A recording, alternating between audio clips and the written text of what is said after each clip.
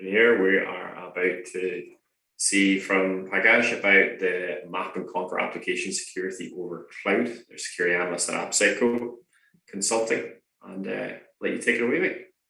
Yeah. Thank you, Gerard. So, all right. Hello, everyone.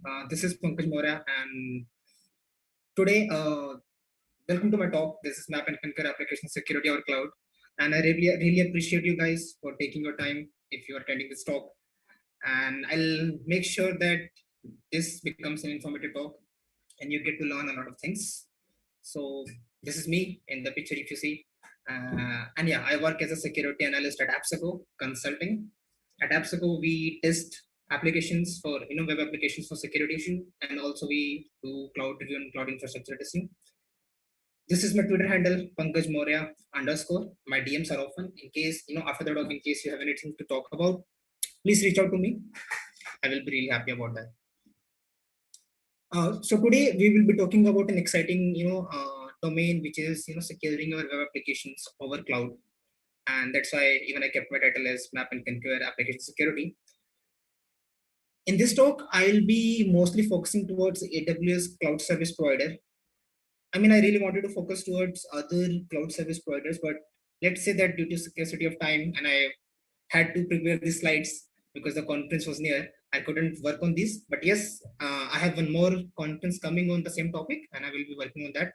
In case you want to attend, you like the talk, please go and attend that also.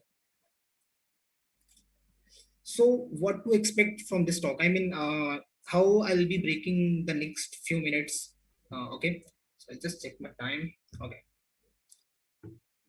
Okay, so we'll start with basically there will be 3 different sections, and we'll start with the web app sample application architecture.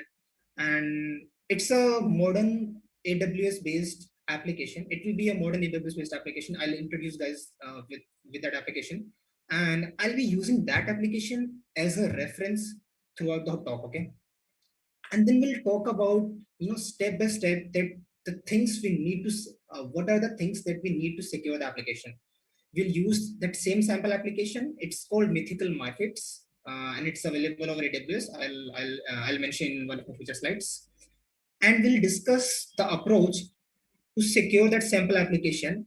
And I hope that once the talk is finished, you can use the same approach to when you are deploying an application in your own home or in your own AWS platform. So you can follow the same approach and you can deploy a secure application. Okay, and the last comes the mapping. In this, we'll quickly discuss about the OWASP top 10. We'll discuss about the potential attack surfaces, or you can say the key security requirements which our application should have in order to deploy a secure application onto the cloud. Okay.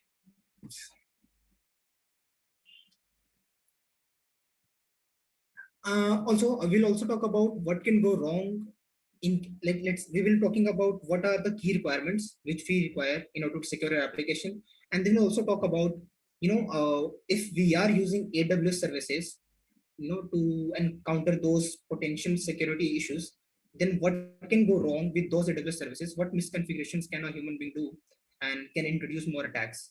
So we'll be also discussing those things. Okay, so we'll start with the shared responsibility model. I mean, this is a fundamental thing which we should talk about because it helps us to know, or it helps us to define the balance between, the security balance between the customers and the, cloud service providers. You can say like AWS in case. So we know, I mean, these days nobody, these days we all talk about either platform as a service or software as a service. Nobody's, working on premises or infrastructure as a service. If you are crazy, you might be. But for now, in this talk, we'll be talking about platform as a service and software as a service. If you see the layers here, you will see that from OS or from the application till physical layer, everything is handled by the cloud service providers. So I mean, things have changed now, and if you talk about the difference, then we have reduced scope. We do not need to manage the completely the whole server thing, and there is no network troubleshoot required at a hardware level, or you can say at a physical level. There is no I mean, when I say physical level, I mean the network level or the data layer level. We do not need to spend money in terms of buying the hardware, or you can say the hard disk, or the memory and RAM, because it's all managed by AWS, or it's all managed by the cloud service providers, right? But still, even after these things being managed by AWS or any cloud service provider, we still need to manage the identity and access. We need to manage, need to secure our code, the application's code. We need to secure the storage in case, like, let's say we are using, S3 to store our data, or we are using databases. We do need to secure them. We also need to monitor the events or any data flow, because in case if there is an unauthorized access or excessive API request, then we definitely need to manage those. So we can say that, okay, I mean, we still have a lot of responsibilities which we need to take care of in while we are deploying, or while we are building an application onto the cloud. Now, in this talk, I'll mention three. We will go with the flow where I'll mention three components which I think you should consider while deploying a secure application. And those will be, we'll start with the security domains, assets, and services. We'll define all these three important components, and then we will discuss that, that how can we, how these security domains and how these assets and how these services all together can help us to uh, identify what are the key requirements, or what can be the potential security issues which we need to be aware about. So we'll start with security domains. Okay, before that, I'll introduce to the this modern sample application which I mentioned earlier in one of my slide. So this is basically called Mythical MyFits. It's available if you see the URL on the bottom, github.com AWS samples, AWS modern application workshop. You can go to this URL. You can practice yourself. It has a GitHub repo. It has all the documentation available on AWS. You can also navigate to the mythicalmyfits.com. This application, if you are not aware about, I'll just say this application is built to find homes for abandoned, or you can say almost extinct mythical creatures, which you see in this picture. You will see a few creatures here. So these are the creatures which they are looking for some home, and you people, if you have, like, you have a big heart, you can just go and adopt these people, these creatures, and they will have a home. This application also has a login and logout feature. I mean, a registration and login feature. It also allows users to like these creatures. I mean, there's a button where you can click like, and these creatures will be liked, and they will have some count over it. So there are multiple things which this application does. Now we will, okay, let's proceed further with the architecture. Let's understand what this application is using first. I mean, every application which you will deploy over to the cloud, it will have some architecture which you need to define, obviously, so that you know what your application requirement is and what AWS services can be used to leverage those requirements. In this case, Mythical MyFits has, S3 bucket where the whole website content is being stored. It uses Amazon Cognito, it uses Lambda, it uses API Gateway. It also uses DynamoDB and CI/CD pipelines. But for now, in this talk, because we are mostly concerned about the security, so we will be talking about Amazon Cognito. We'll talk about Amazon API Gateway. We'll talk about the Lambda and S3 bucket, and maybe database related things. Okay. So let's start with the security domains. I mean, if you have to deploy an application, or if you are planning to deploy an application, the first thing I would say you to consider is that define the security domains for your application. I mean, we have our data. We know that everything inside our application, whatever we are planning, will be considered a data, right? And then we will have identity and access management, because we will have a user. Because even in this case of our Mythical MyFits, it has option to users to register and login. So we will have our identity and access management. We'll have our code, the application code basically, and then we also need some kind of logging and monitoring. And at the end, we have our infrastructure, obviously. Although we are not basically talking, when I say infrastructure, we are not talking about the the hardware level things. Just that you can have the DNS record, so you can have, you might be using you can say the DNS service route 53, such kind of things. So now, once you have defined the your security domains, next thing will be to define your assets. I mean, what your application, what are the important assets inside your application. So we will have PII. I mean, if user is registering or a user is, using the login feature, obviously they will have their first name, last name, and maybe their password and all. And maybe they might, if the application has a phone number, then you might also need to fill the phone number. In case of Mythical MyFits, it has a login where you can just register and log in inside the application. So we have our PI data, which is our important asset, and then we have Mythical MyFits. I mean the creatures, which are really important for us because the whole application revolves around them.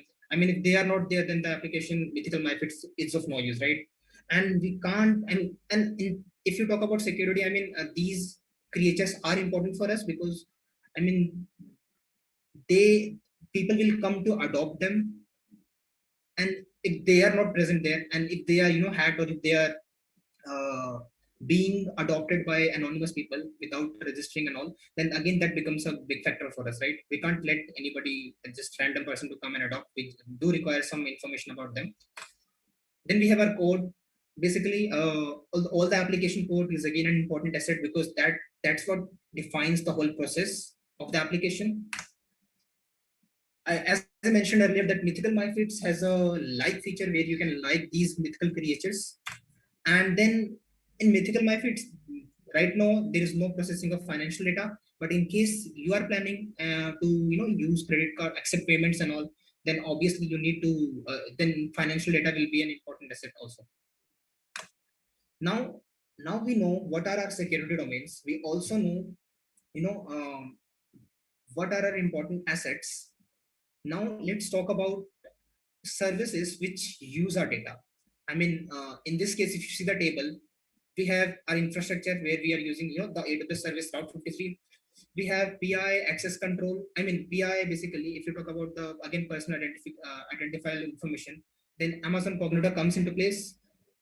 If you are not aware about Amazon Cognito, I'll introduce you in one of our future slides. We will use S3 to store our code. I mean, the HTML or the static code, you can say. And then all the last three services like the API gateway, the Lambda, and DynamoDB, they also interact with, and they all will interact with the PI, the Mythical MyFits creators, and the code and the likes, and maybe multiple other things. So now we have defined what are our security domains. We also know that what are our important assets, and we also know our data. So next thing is, once we are using AWS services to secure our data, or you can say to the AWS services are using our important assets. But the next question comes is, have you configured your services perfectly? And obviously there is no word like perfect, but yes, you can configure your services at a level that there are no security issues. But that's what we have to talk about, and that's what the whole talk will revolve around. So moving further, oh yeah, this slide, I just wanted to mention this. I mean, the main focus was towards OWASP top 10 2017, where I wanted to introduce you guys in case you are not familiar with OWASP. So just wanted to introduce you that, okay, we have top 10, OWASP basically manages top 10 security risks starting from A1 to A10. And these are the top 10 security risks which, organizations, communities, or people or corporate follow, and they map these security risks with the potential security issues which they find. And that's what how all the OWASP top 10 does.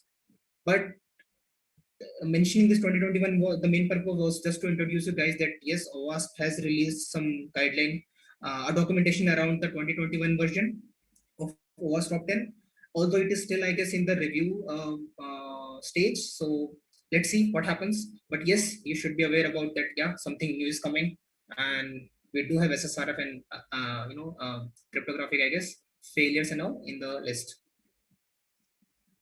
Okay, so now let's map. Now that you are familiar with the OWASP top 10, let's map the security domains with the OWASP top 10. So we know our security domains. We know that what are the key domains which we need to secure. Let's say in this case, identity, and then we have code, logging, and infrastructure and data. So if you go to previous slide, just go through it once, A1, A2, A3, A4, A5, A6, A7, A9, A10. We have all the security risks here: injection and insufficient logging and monitoring. Now, in this case, we are dividing the identity and access into two security risks, that is broken authentication and broken access control. Basically, we do require authentication and authorization, so that's where we map this. We have our code, which is A1, that is injection. Obviously, your code can have injection related issues if there is no input validation in place. It can have excesses, XSE. It can have insecure deserialization, and obviously we can have using if you're using third party libraries, we can have components with non vulnerabilities. Then we have our sensitive data exposure, that is data. Then in terms of infrastructure, we have again using components with non vulnerability.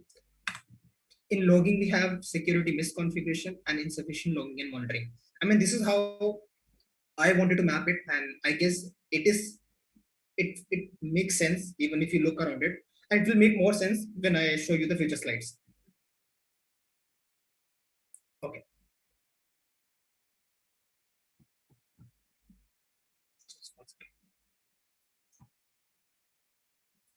Okay.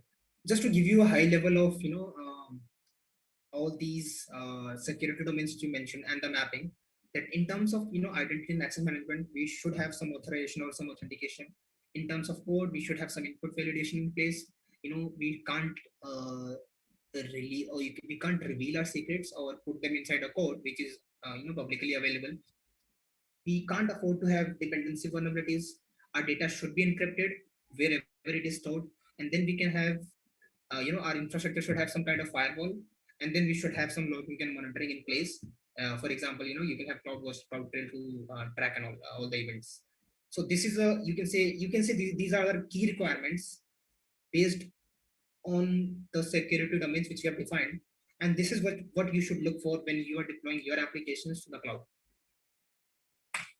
Okay, so let's start with the first, that is identity and access management. And in this case, what should be our requirements in order if we are planning to secure application in terms of identity and access. We will authenticate our user, we will authorize our user, we need to manage some kind of access control between the services. You can say backend services. Let's say if you're using Lambda, how our accounts are interacting with the function, or how our S3 bucket S3 is interacting with the functions. That's what we need to manage. That should be controlled, obviously. Now we know that these are our key requirements in terms of identity and access management, but how to achieve them using AWS. So if you are deploying your application to the AWS and you are worried about identity and access management, then you have API gateway.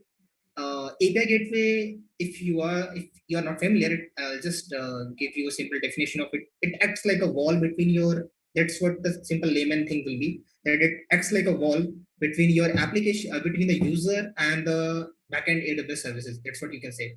It, you can create REST APIs and all using this. And there are multiple other things. So in this case, while implementing IAM, you can use API. API gateway has something called authorization section, where you can go and you can use Amazon Cognito user pool authorizer, or you can use Lambda custom authorizer, to work on the authorization part. If you remember the architecture of Mythical MyFits, which I showed in the earlier slides, you would remember that there was one, our architecture showed that the requests are going via Amazon API gateway to the Cognito, because that's where, because the Mythical MyFits is using Amazon Cognito user pool authorizer. Just use the highlighter.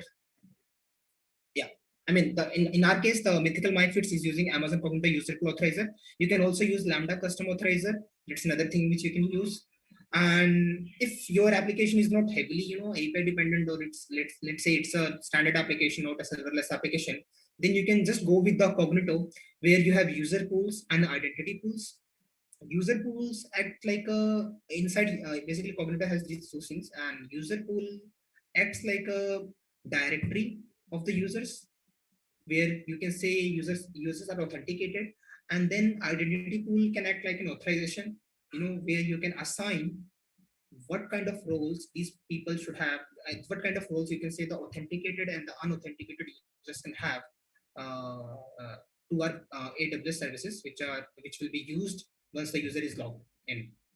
And then we also need to manage, as I mentioned in our key requirement, that we also need to manage the access between services. So we have AWS Lambda here, where AWS Lambda has two things, which is called invocation permissions and execution permissions.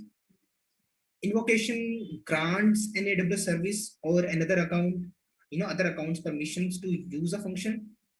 And execution role is a kind of IAM role, you can say, that grants function permissions to access AWS services and resources. So now you see that if you remember the OWASP top 10 risks, you will see that we have mapped in terms of IAM, we have mapped our broken authentication using Cognito, and authorization, you can say using the custom Amazon Cognito user pool authorizer or the identity pools. And we have also mapped the access control in terms of Lambda. Now, again, we are using AWS services, but still we are humans, we can make mistakes. And these are the few things which I came across, which I was able to collect and mention here. The first one is misconfigured AWS Cognito attributes. When you use Cognito has something called Cognito has something called attributes, and you can configure them to manage access controls. And and these attributes can also be given read and write permissions. So let's say you are using these you created a custom attribute. Basically, there is a feature where you can create your own attributes, which is called custom attributes. These attributes can be like name, role, it can be like a phone number, input field, something, things like that. So these things will be asked while you are filling the form, you can say, of the registration form. So what happens, let's say you are a low privilege user and uh, okay, I'll show you the slides. So if you see this first image here, you will see that if you are a low privilege user and you are using custom attributes, so a low privilege user will have some value called user. But if you have given your custom attributes right permissions, if you see the below image, right table attributes, and if you check this box and you give right permission to your role, to your custom attribute, then a low privilege user can make a call to the update user attributes API via CLI, and they can use their low privilege access token, and they can upgrade their role to a high privilege user. Let's say in this case we have admin.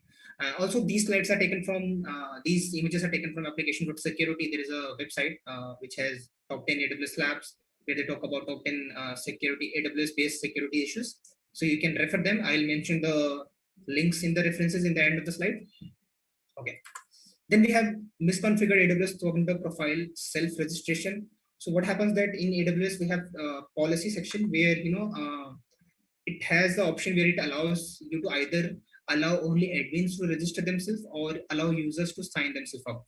If you have if you have kept it default, or you have enabled allow users to sign themselves up, then and a malicious user has a client ID, and I mean if they are able to fetch this client ID out somewhere, then they will be able to use the sign up API, and they can sign up themselves using their own username and password.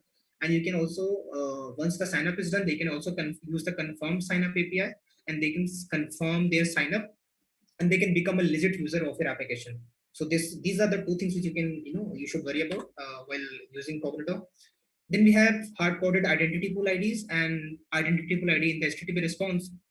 These are basically when you leak your identity pool ID in the JavaScript or in the code, in that or maybe in the HTTP response. If you do that, then obviously malicious user again can use these identity pool IDs to generate a temporary token, AWS token, and then they can use the temporary AWS token to extract, or you can say brute force, permissions which are associated with that particular ID. We have written at AppSucker, we have written a blog post. This is a full blog post, and it covers almost everything. So it says exploiting weak configuration in Amazon Cognito. So in case you want to practice how these two hard-coded and the identity pool ID and HTTP response work, or how can they be misconfigured or exploited, then please go ahead after the talk. Just give a look at the blog post. It has the sample application which you can use to practice. And then we have something called granting Lambda invoke permissions to service principal without specifying the source. It's something very specific to Lambda, and it's like, if you do not, you can say, if you do not define the source inside an organization, then any other account available in that organization can, leverage this misconfiguration to use your Lambda function. So it's very specific to Lambda. So I won't go into detail, but yes, I'll do mention the links in the references in the end. You can go ahead and read about it. So, okay, moving ahead.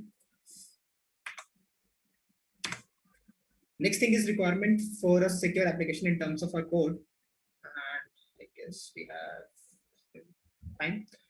Requirements for a secure application in terms of our code. Let's say now we have a security domain, which is our code. What are the key requirements, key security requirements, you can say? Like we need to validate the input validation. We need to validate the user input. We can't, afford to leak our secrets in the source code. And obviously, if you're using if your application is dependent on third-party libraries, then you may have dependency vulnerabilities. In Mythical, MyFit's Mythical application, we are using input validation, and that's totally different. These requirements are based on a standard application. It can be any standard application which if you are planning to do. So these are the three things which you can think about while implementing or while thinking about a secure implementation or key requirements. So now we know that we need something inside AWS to manage input validation, to manage our secrets in source code, and to manage the dependency vulnerabilities. So let's see that how you can leverage the AWS services to counter these input validation and other key requirements. So in terms of input validation, we have something called AWS WAF. You can use the WAF. It has some conditions like SQL injection rule and access rules. It has multiple other things, but these are the two, I guess, which are relevant to in terms of input validation, I would say. And we also have API gateway, which has a you can say by design thing called request validation, where it validates the request. It validates all the requests before the request proceed further to the next integration. Whenever the request fails or it doesn't meet that criteria which we have defined inside the API gateway, then it will fail the request. It will return a 400 response to the user who made the request. And the basic validation which it does is that it checks for the request parameters in the URI. It checks for the query string. It checks for the headers, and it also checks whether the headers are used or not. I mean, if they are blank or not. They should not blank if they are mandatory. So that's the thing.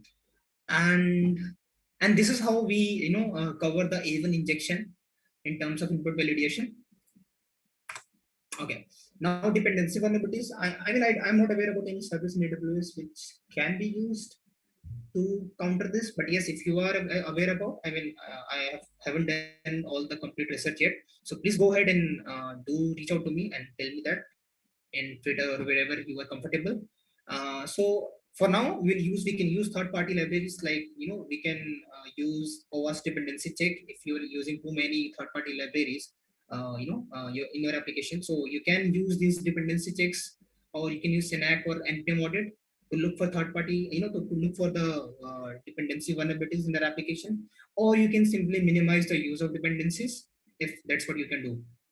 In terms of secrets, revealing secrets in the code or something, it would be a best practice to use AWS Secret Manager. It's really good service, and you can use this to store your secrets, and this way you won't be leaking all the secrets. So now you see we have also covered our sensitive data exposure. We have covered the dependency thing, that is the components of non-vulnerability, and we are yet to cover the insecure deserialization.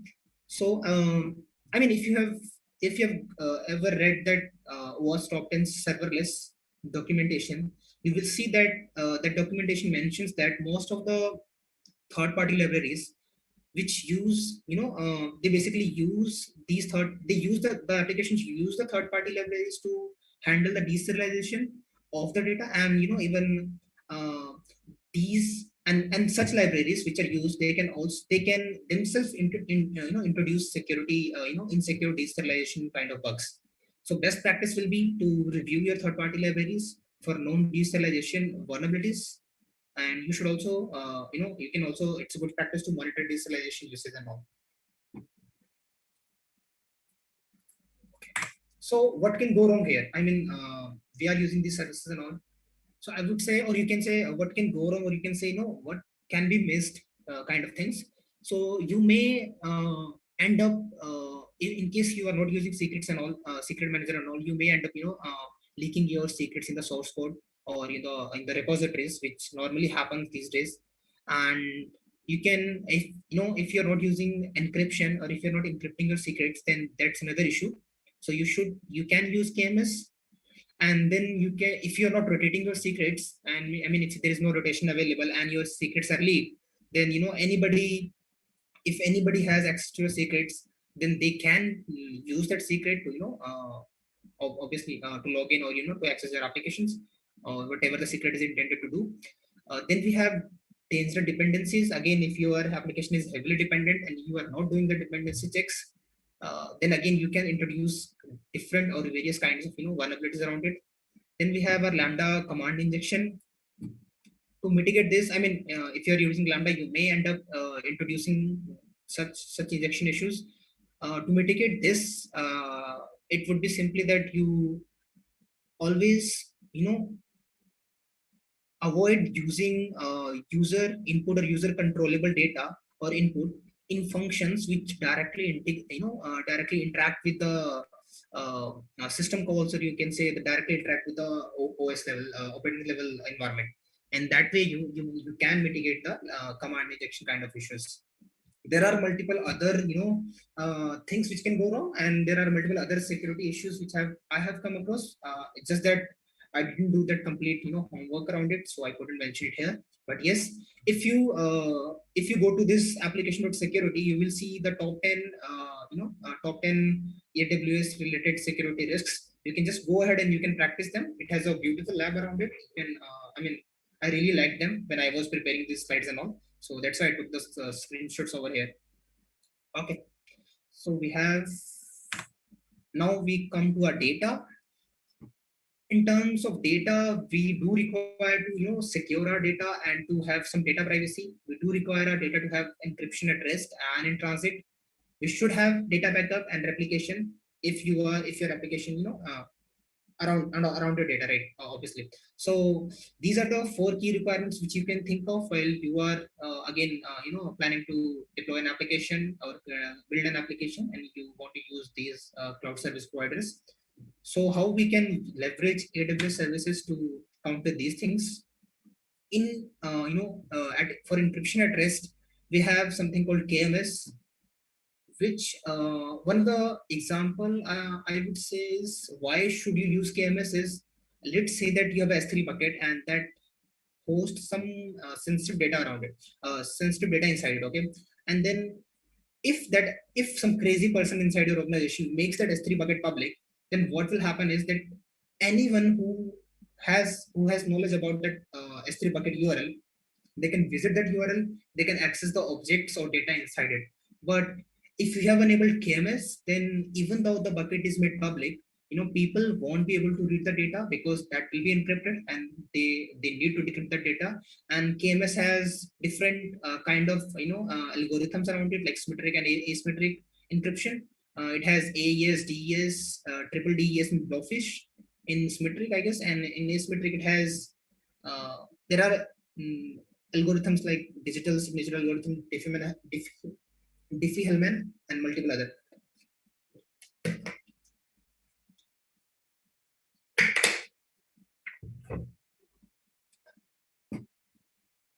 One more thing to mention, that the KMS uses something called CMK, and then further it's DEKs, which is DEK is basically data encryption keys, which are used to encrypt or decrypt your data of any size, you can say. And then we talk about API gateway encryption in transit. By default, Amazon API gateway only exposes HTTPS endpoint. So if you're using API gateway, then your data is already encrypted in transition. And then we have Amazon Certificate Manager. This basically lets you quickly provision TLS certificates for your application. So again, there's a really useful feature or service, you can say. You should have data backup, like you can have for S3, you can have CRR, which is cross region replication, or you can have in snapshots of your instances. So these kinds of backups you should be doing, or you should have enabled. And then we have data security and privacy, that is Amazon Messi.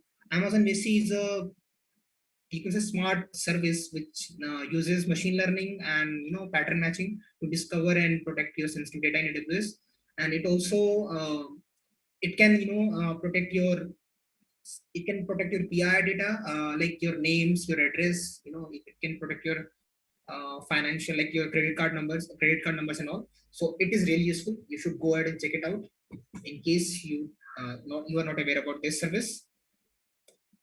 And then what can go wrong, or what can be missed here if you talk, so we in S3 we have something called where you can enable a read access or write access. And what normally happens that people want people want that there are some objects inside S3 bucket, and people want that, okay, these objects should be accessible to these people, some level of people. But they do, if you are not defining the conditions, or if you're not, while creating that S3 policy, or IAM policy, if you are not defining that, if you're not using a condition section where you can pass the IP addresses of these people, the people who should access your data. And if you miss that again, then this bucket will become vulnerable. I mean, anybody can go and read your data. Also, if you're not following the practice of least privilege, then you may end up giving more actions. I mean, while you define your S3 bucket, you might have seen, if you go to the next slide, okay, you define action where you say that, okay, bucket can be read, bucket can be listed, people can get the object, or they can list the object, you can say, or people can get the object and they can put object, basically means write object, write data inside the bucket. If you just wanted to enable write access, and then eh, you know uh, allow more actions, that also becomes a problem. Or if you just make it a like in this case, if you don't define a particular principle, for example, if you do not define the users, the roles, or the groups, then again anybody can access, or anybody can write your data into your bucket. So that's the thing which you should be aware about, and you should be very careful around it, because that's one of the key, you can say, misconfiguration which is seen around. And then we have S3 directed traversal.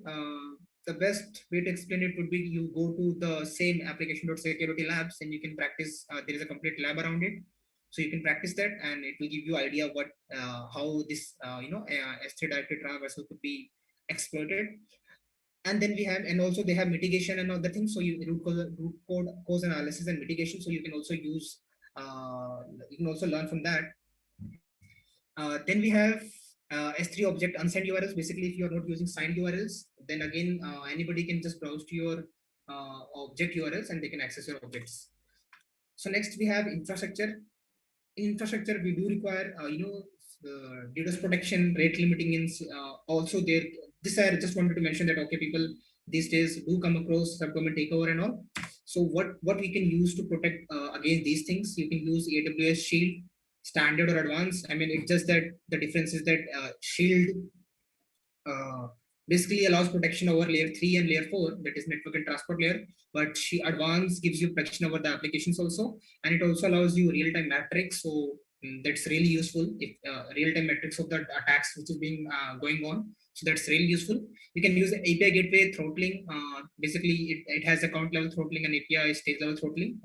So you can use that. We have AWS WAF, where you can geographically block some set of IPs, or you can use some rate-based rules. There is IP reputation. Again, if you want to read about all these services, then just go ahead to the link which I will be mentioning in the references, and you can use that. Just to mention about subdomain takeover here, sometimes it happens that people use DNS service, and then they have some subdomain, or maybe a domain which they create inside their S3 bucket.